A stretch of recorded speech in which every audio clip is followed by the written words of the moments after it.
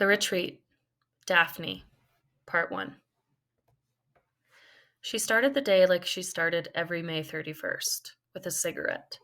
While she tried to avoid the cliche of becoming a lush in the service industry, she did allow herself the occasional indulgence, especially on a day like May 31st.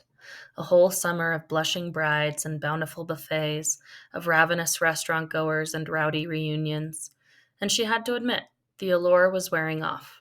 There was a time when this day had been exciting for her, brimming with possibility.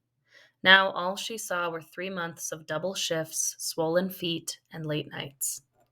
She was standing on her balcony, the sliding glass door to her bedroom open. She heard her phone ping on the nightstand inside. She imagined it would be a no-nonsense text from Callum telling her that something was broken or the wrong linens had been delivered. That was one thing she appreciated about him.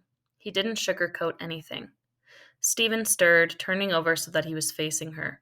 She could still see the sleep dancing behind his eyes. She looked at him with a deep sense of envy.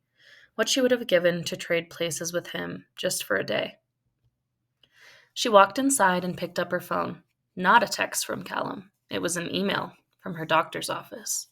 Her stomach tightened and her anxiety started to whir.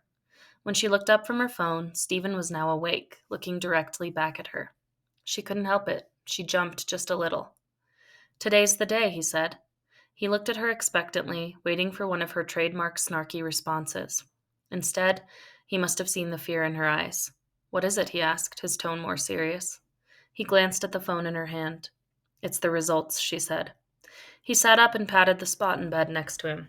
"Come on, we'll do it together," he said, like always. She sidled up next to him and, with shaking fingers, opened the email. "Negative," she sighed. Stephen put his arm around her shoulder, pulling her close. She breathed in the smell of him, sleep, aftershave, a hint of last night's bourbon. "It's okay, honey. We'll keep trying. Don't let it ruin your day. I'm going to go make us some coffee. You'll need it." He scrambled out of the bed, looking back at her one more time before leaving the room. "I love you, Daphne." "I love you too," she said quietly.